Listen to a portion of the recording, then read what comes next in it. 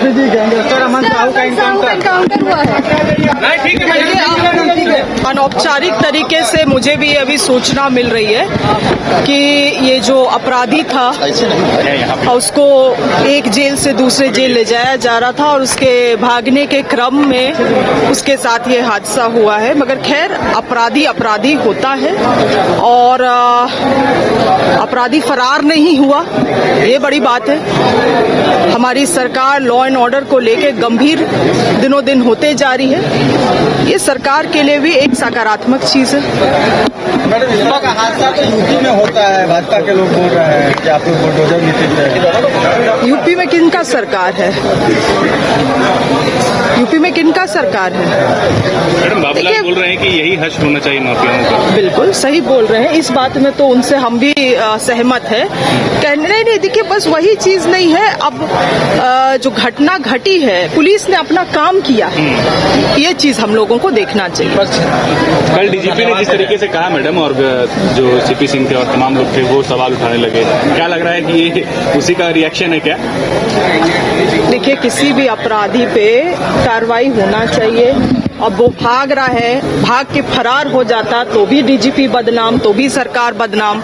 अब उस पे कार्रवाई हुआ, भाग रहा था तो उसको जो भी है हादसा हुआ तो उस पे भी ये लोग सवाल करते हैं। पहले मन बना ले कि ये क्या चाहते हैं, लॉ एंड ऑर्डर चाहते हैं, उसमें सरकार का साथ देना चाहते हैं या लॉ एंड ऑर्डर को बिगड़ाना चाहते हैं।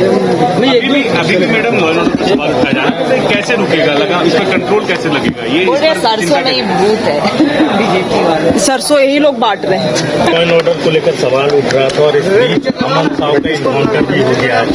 यूपी से उनको लाया जा रहा था, रायपुर से लाया जा रहा था।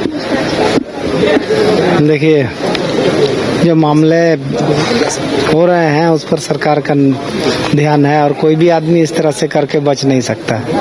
प्रशासन अपना काम करेगी और विधि व्यवस्था कहीं से कोई दिक्कत नहीं होगा। यूपी मॉडल आप लोग अपना रहे हैं? यूपी मॉडल की बात नहीं है। देखिए, जो अपराधी हैं या ऐसे लोग हैं जो समाज को क्षति करते हैं, माहौल को खराब करते हैं, ऐसे लोगों से सख्ती से सरकार को निपटना है। तो देखिए, मंत्री दीपक बिरुवा यहाँ पर मौजूद थे, जिनका स्पष्ट तौर पे कहना है कि कोई भी इस तरीके का अपराध करेगा तो वो बचेगा नहीं। सरकार की ओर से तमाम चीजों को मॉनिटरिंग की जा रही है और सख्त से सख्त जो कार्रवाई है वो की जाएगी। तो देखिए, अमन साहू की एनकाउंटर हो जाती है और उसके बाद खबरें ये सामने आती है कि देखिए, इस वक्त विधायक यहाँ पर मौजूद है, हम उनसे भी बातचीत करते हैं। अब तक ये सरकार के लिए सबक बना रहेगा, इसलिए निश्चित तौर पर हो गया झारखंड में भी लागू होना चाहिए। हुआ नहीं तो कर दीजिए, आप नहीं कीजिए तो जो लोग बेचारा पढ़ा लिखा आदमी, डीजीएम या कोई ऑफिसर है या कोई भी व्यवसायी है, पढ़े लिखे लोग मेहनत करके आगे बढ़ता है और वैसे टारगेट करके वो किसी की हत्या कर देना, ये साधारण बात नहीं, बहुत बड़ी घटना है। इस घटना की हम लोग घोर निंदा करते हैं। इस तरह की और निश्चित तौर पर मैंने कहा कि जितना गैंगस्टर है, राजहित में, जनता के हित में, इस उद्योगपतियों के हित में, पूंजीपतियों के हित में, गरीबों के हित में, जो बैठ करके खाली टेलीफोन पर पैसा मांगने का काम करता है, मेहनत कोई करे और पैसा कोई राज कोई भोगे, नहीं चलने वाला है। इसलिए माननीय मुख्यमंत्री जी से मैं कहूंगा, व्यक्तिगत तौर पर भी मिलकर कहूंगा कि ऐसे लोगों पर जब तक सख्ती से नहीं निपटिएगा, सख्ती से कार्रवाई नहीं कीजिएगा, तब तक राज्य के भला होने वाला नहीं है। कार्रवाई जो हुई है वो निश्चित तौर पर कोई सूचना पुलिस की मिली होगी। यूपी वाला घटना याद, दुबे जी वाला याद होगा आपको। देखिए, ऐसे विधायक है जो एक एक करके यहाँ पर पहुंच रहे हैं। देखिए, विधायक अरूप चैटर्जी यहाँ पर पहुंचे हुए हैं। हम अरूप चैटर्जी से बात करते हैं, माले से विधायक हैं, उनसे हम बातचीत करते हैं और जानते हैं कि कुख्यात गैंगस्टर अमन साहू को एनकाउंटर कर दिया गया है, तो क्या झारखंड में भी यूपी मॉडल अपनाया जा रहा है? ये हमें लगता है जो ये करना भी चाहिए, चाहे वो यूपी मॉडल नहीं, महाराष्ट्र में काफी आगे से इस तरीका का घटना घटा, हम लोग बिहार में भी देखे हैं। तो जो लोग रेगुलर क्राइम में इन्वॉल्व है ऐसे लोगों को जेल से रंगदारी का जो गैंग चलाते हैं, ऐसे लोगों को हमको लगता है जो ये नहीं होना चाहिए। झारखंड सरकार ने एक टफ मैसेज दिया है। भविष्य में अगर इस तरीके का गैंगस्टर पनपेगा, चाहे जेल से हो या दुबई से हो या और कहीं से हो, तो ऐसे लोगों पर इसी तरीके से कार्रवाई करके हमें नहीं मालूम है जो प्री प्लान है ना भागने के क्रम में हुआ है, लेकिन जो भी हुआ है हम समझते हैं जो समाज के लिए अगर सही है, नियम कायदा कानून कोर्ट कचहरी। नहीं, वो तो भागने के क्रम में डेथ की है,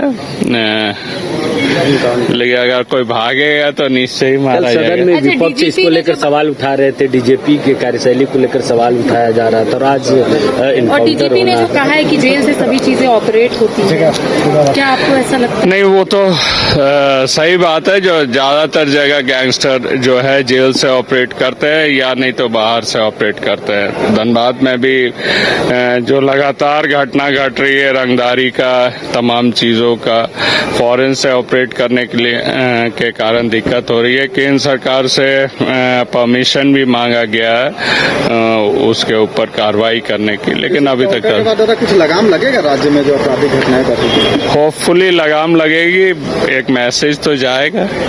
जो रहा है कि यूपी मॉडल को यहाँ पर अपनाया गया है। आप देख सकते हैं चमरा लिंडा इस वक्त यहाँ पर पहुंचे। दादा, अमन साहू को एनकाउंटर कर दिया गया है। अमन साहू मेरे पास पिछले राज्य में योगी मॉडल, ये सारी चीजें विधानसभा में आएंगी, विधानसभा में बातें आएंगी, विधानसभा में आएंगी। आज आप कलेक्टिवली सब बात, मेरा विभाग आएगा तो हम बोलेंगे बहुत डिटेल से बोलेंगे। कांके विधायक सुरेश बैठा पहुंचे हैं, इनसे जानते हैं। अमन साहू का एनकाउंटर किया है, गैंगस्टर अमन साहू का एनकाउंटर हो गया है। देखिए, अपराधी का आयु 10 से 15 साल रहता है, बड़े से बड़े अपराधी का आयु उतना ही रहता है। जो भी घटना में शामिल होता है और होगा तो हसरा ऐसा ही होगा। बीजेपी विधायक में भी मॉडल अपनाया जा रहा है। देखिए, यूपी मॉडल या झारखंड मॉडल, राज्य में शांति व्यवस्था कायम होना चाहिए और शांति व्यवस्था कायम नहीं होगा तो राज्य अस्थिर रहता है। बीजेपी विधायक जो है सब बनाए। देखिए, इनकाउंटर के हम पक्ष में नहीं है। शांति बहाल करने के लिए सरकार को जो भी हथकंडा अपनाना पड़े वो सरकार अपनाए। विपक्ष बधाई दे रहा है, बोल रहा है कि अब मर्दों वाले काम किया है। विपक्ष तो हाँ में भी ना में भी दोनों में है, तो विपक्ष को भी धन्यवाद। अगर वो हम लोग को बधाई दिया है तो उसको हम बहुत बहुत थैंक्स बोल देंगे। विश्व स्तरीय मेडिकल सुविधाओं से युक्त रांची का देवनिका हॉस्पिटल, जहां है neonatal ICU, burn intensive care unit, modular operation theatre, 24/7 emergency trauma service, multi disciplinary ICUs, emergency care, MRI, CT scan, advance cath lab, fully automated path lab, echo, ultrasound, ultra modular patient beds और pharmacy. Devnika hospital and research centre, किफायती दर पर विश्व स्तरीय इलाज, ancillary Chowk, Tupudana industrial area, Ranchi.